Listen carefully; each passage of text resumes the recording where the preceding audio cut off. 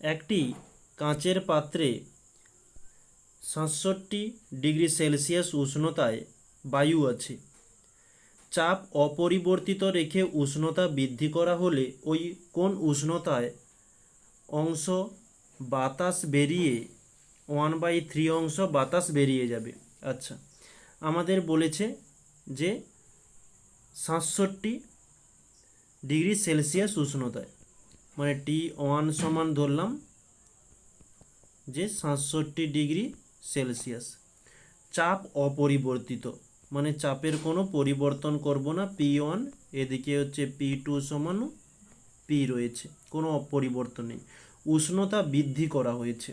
ওকে, তাহলে উষ্ণতা বৃদ্ধি করা হয়েছে মানে T2 কিছু না কিছু একটা আসবে। বলছে কোন উষ্ণতায়, মানে এই T2 এর মান জিজ্ঞাসা করেছে।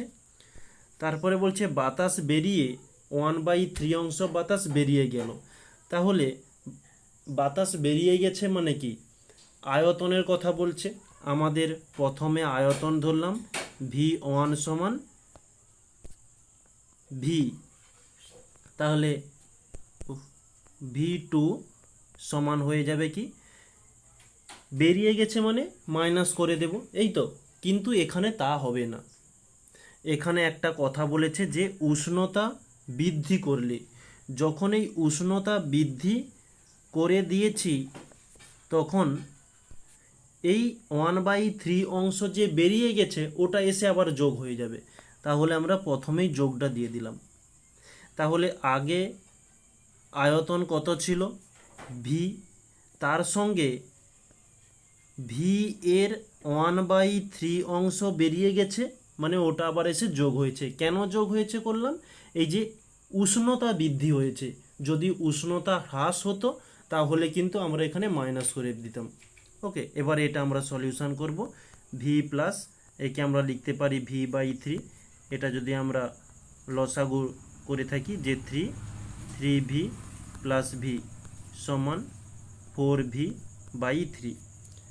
ওকে, এখন আমরা যে সমীকরণটি ব্যবহার করব, যে আমরা জানি, আচ্ছা 1 মিনিট, আমাদের প্রশ্নে যেটা বলেছিল সেটা হয়ে গিয়েছে। দ্বিতীয়ত কাজ কি, আমাদের এককগুলোকে সেম করা। এটা হচ্ছে 67 ডিগ্রি সেলসিয়াস রয়েছে, সেলসিয়াস থেকে কেলভিনে যাওয়ার জন্য আমরা 273 যোগ করব। আর এই কেলভিন থেকে যখন সেলসিয়াসে আসব তখন আমরা 273 মাইনাস করব। তাহলে এই 67 থেকে কেলভিনে আমরা যাব, 273 যোগ করলাম, আমরা পেয়ে গেলাম কি 340 কেলভিন। ওকে, আচ্ছা এবারে আমরা মানগুলো পুট করব।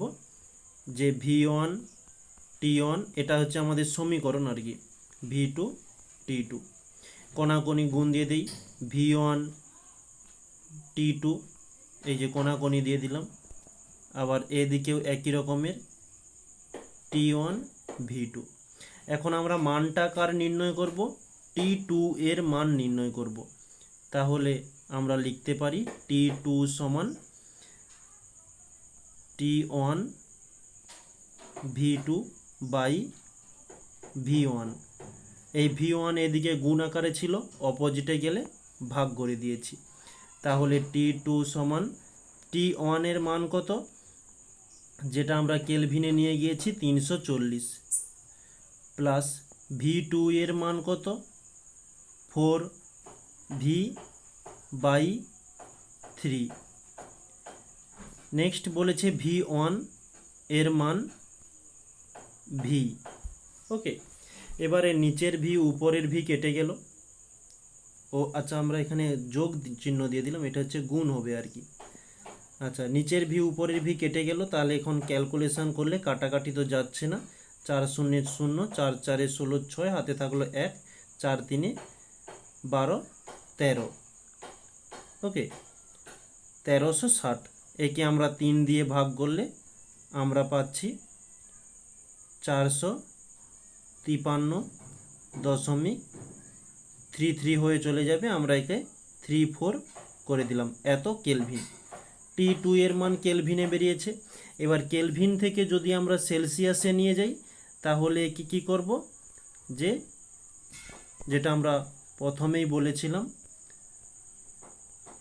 যে মাইনাস করব 273, তাহলে এটা সেলসিয়াসে চলে আসবে। ওকে, তাহলে উত্তর আসছে 180.34 ডিগ্রি সেলসিয়াস। এটি হচ্ছে আমাদের অ্যান্সার।